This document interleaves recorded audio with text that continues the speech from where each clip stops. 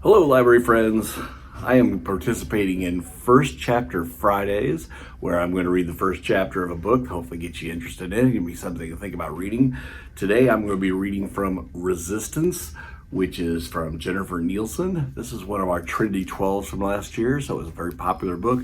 A lot of people liked it, a lot of people voted for it. It's one I hope you'll enjoy. So sit back, let me hit the first chapter for you. October 5th, 1942, the Tarnow Ghetto, southern Poland.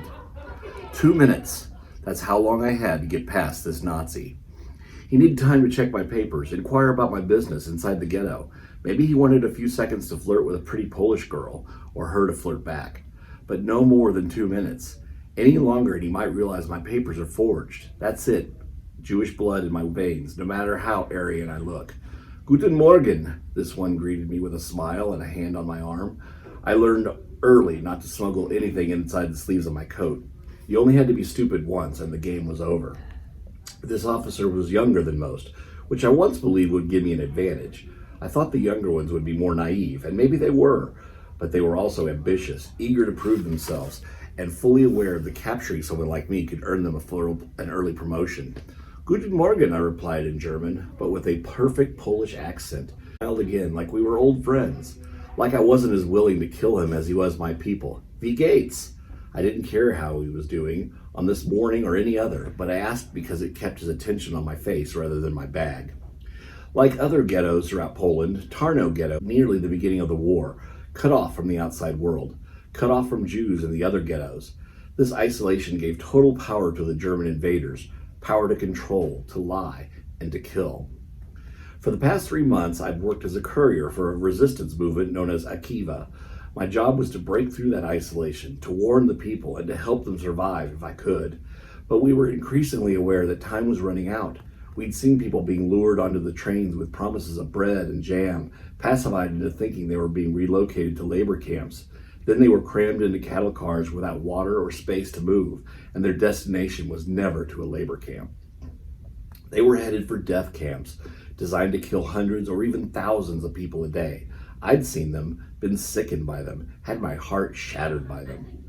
The Nazis called these camps their solution to the so-called Jewish problem. Yes, I very much intended to be their problem, which required me to stay calm now. Just inside this ghetto, I saw an open square that used to be a park. Now it was a place for trading, for begging, for a population with little more to do than wander about and wonder when their end would come. Maybe some even wished for it. As was generally the case in the ghetto at the gates, there was one other Nazi on duty, this time a man in an SS uniform, the more specialized military force. There were also 2 Polish police officers and 2 members of the Jewish police, whom we called the OD. They often were as brutal as the Gestapo and no more trustworthy. I offered the soldier my Kinhart card before he could ask, because he'd need to see the identification anyway, and my 2 minutes were up. The passport-sized bifold contained my picture and fingerprints. Everything else inside, the dates, the stamps, the personal information, was forged. One of our leaders, Shimshon Dranger, did all the forgeries for Akiva. He was so talented, I believe he could forge Hitler's signature and fool Hitler himself with it. We sold Shimshon's forged papers inside the ghettos as our way of funding the resistance. You are Helena Novak? The soldier asked. I nodded, a lie that I'd told many times over the last 3 months, and one that I certainly would tell again. 1,000 other Polish girls might have the same name, which was the plan. If it all went well, he'd believe me, then in the same instant, forget me. Why are you coming to the Tarnow Ghetto today? He asked in German. I scrunched my face into a pout, a careful balance between hinting that I wished I could go on a picnic with him instead, but not enough to actually encourage him to invite me. I replied, shawls for the women? Winter is coming. I can make money in there. He frowned. Where do you get these shawls? My grandmother knits them. My grandmother, who I recently smuggled into hiding with a Christian family in Krakow, she sews, cooks, and cleans for them. In exchange, they don't have her killed. They saw it as a fair bargain, and maybe it was. If they were caught, they'd be killed too. Let's see your bag, the officer asked. It was worn on my back and was narrow and deep, deliberately sewn that way. I had packed the top half of the bag tightly, making it difficult for him to dig around. if he felt the need to do so, but he wouldn't, because today the thick shawls hid the potatoes I was smuggling in, along with some forged identification papers. For sneaking in a single potato, this Nazi could shoot me here on my feet. For the papers, the punishment would be far worse. I turned and hummed a little tune while he looked through the bag over. This was by far the most dangerous part of my mission. If I'd raised his suspicions, if he wanted to impress his commander, if he looked at me and saw the Jewish girl inside, the one who has trained herself to look those evil men in the eye and to smile and make them think I sympathize with their slaughter of my people, if he saw that, it was all over. But I'd get in today, and tomorrow I would lie my way into another ghetto and do the same every tomorrow after that until my last breath, or theirs.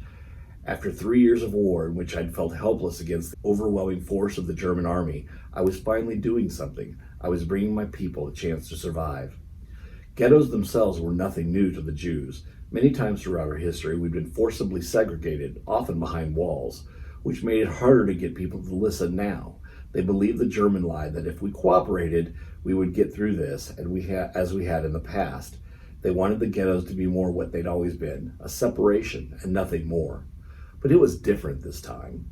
The German plan was not to divide us from the population. It was to eliminate us from the population, to exterminate us. The ghettos played a key role in their plans, suspending the Jews at a halfway point to everything, half-starved, treated as much like animals as humans, existing halfway between hope and despair, halfway between life and death.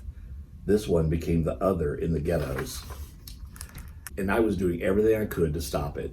It began with smuggling. I'd become creative about how I brought things in, weapons baked into loaves of bread, fake identification papers sewn into the linings of my coat, or occasionally the smuggled up might be my bust to appear larger than it really was. Whatever I was secretly carrying, I always brought information to the residents of those sealed ghettos about what was happening elsewhere, and then I learned everything I could to warn the next ghetto. But that was only the beginning. My mission today was bolder than usual, and I was nervous. "You must leave the ghetto curfew at 1700 hours, the Nazi told me, then with a smile added, "Come out through this gate, pretty girl." No? I offered him a smile of my own, one that shot bile into my throat. I couldn't come out this gate now, not if he was specifically watching for me. He let me pass, and then I was in. I wondered if he'd sensed how hard my heart was beating back there, if he'd known my palms were dampened with sweat. I talked my way past this soldier by making him think I was Polish. Now came the harder part, convincing my own people that I was one of them. For if they did not trust me, coming here was a waste of time. I turned down the nearest street, hoping to get out of if any guards looked back. It was time to be Jewish again. I put the necklace with my Catholic crucifix in my pocket and repeated my true name under my breath, Chaya Lindner. I was named for my grandmother, as she was named for hers. Every time I passed myself off as a Christian girl named Helena, I wondered, was I dishonoring my name or preserving it? Maybe it didn't matter. I was committed to my fate. I'd been a courier for as long as a courier was needed. I'd be a fighter if they needed that too. If a martyr was needed, I'd be that too. But for now, this ghetto needed to see a Jewish girl. If it was difficult to pass myself off as a Pole back at the ghetto gates, it was no easier now to make the people here trust me as a Jew. I was a stranger with a Polish look, and that made me suspicious. I was supposed to make contact with a resistance member here, but until he found one, I began distributing the potatoes. Like everything else, I passed them out as quietly as possible. I didn't want to be recognized or remembered, even among my own people. There were some who might point me out to a Nazi if they thought they'd buy their family another day to live. So whenever possible, I distributed food to children, slipping a potato into their bag or coat pocket, then quickly moving on. I sometimes looked back to see their eyes light up when they felt it with their hands, but they were always smart enough not to bring the potato out in the open, and too excited to look around for me. Usually I didn't look back. It wasn't worth the risk. I moved fast, eyes drawn, trying not to think about who got the potato and who I'd passed over. They didn't deserve hunger more than the child whose bag happened to be open, but such was the randomness of life. I would never be able to bring in enough food for everyone. At my best, I could not save them all. That thought always destroyed me, always. Far too soon, the supply of potatoes was gone. So what if 20 families had a potato to eat today? Couldn't I have snuck in even one more? I lowered my eyes and clutched my bag in my hands. I couldn't give out the shawls no matter how cold it was about to become. I needed them for the second part of my mission, but I had to find my contacts soon. The German invaders had taken everything from me, my home, my family, even much of my faith, which had once been the center of my life. So I had no problem taking something back from them, my dignity, my fight, my will to live on. But if I'd learned anything from this war, it's that we could never go back. Okay, so that's the end of chapter 1. If you'd like to read a book about a girl hero in the World War II resistance movement, then Resistance by Jennifer Nielsen would be a great choice for you. Thanks for listening.